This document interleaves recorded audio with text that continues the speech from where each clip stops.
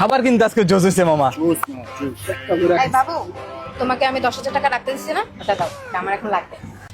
ইয়ে বাবু, আমি তো 10,000 টাকা খরচ করে ফেলাইছি। কি বলো, খরচ করে ফেলছো মানে? তোমাকে আমি টাকাটা রাখতে দিচ্ছি, তুমি কিভাবে খরচ করলা? আরে খরচ হয়ে গেছে তো।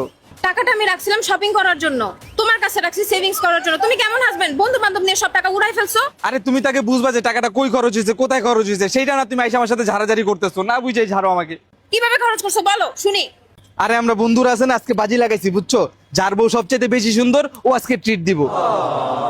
পরে আর কি করার বলো, আমার বউ সবচেয়ে বেশি সুন্দর না বলো, তুমি সবচেয়ে বেশি সুন্দর না, আমি ওদেরকে ট্রিট দিয়ে দিছি। 10,000 কেন, আমার কাছে যদি লাখ টাকা থাকতো তাও তো ওদের পিছনে খরচ করে ফেলাইতাম। তুমি আমাকে আগে বলবা না, আগে বললেই তো হয়ে যেত। আচ্ছা সমস্যা নাই, বলো তোমার এখন কিছু লাগবে? হ্যাঁ, এখানে বিল 12,000 টাকা আসছে, আমার কাছে 2,000 টাকা শর্ট। 2,000 টাকা লাগবে তোমার, দাঁড়াও এখন দিতেছি। এই নাও। ঠিক আছে, দেখছো আমি বলছি না আমার বউ সুন্দরের পাশাপাশি মন থেকে অনেক ভালো। কিছু লাগলে জানেন, হ্যাঁ। ওকে। দেখছস বেটা, খালি বিয়া করলেই হবো না, বউ কেমনে কন্ট্রোল করতে হয় এটাও বুঝতে হয়। ও মামা, এটাই শিখলাম তোর থেকে। শিখলাম করতে, এমনি কন্ট্রোল করেছিল। হ্যাঁ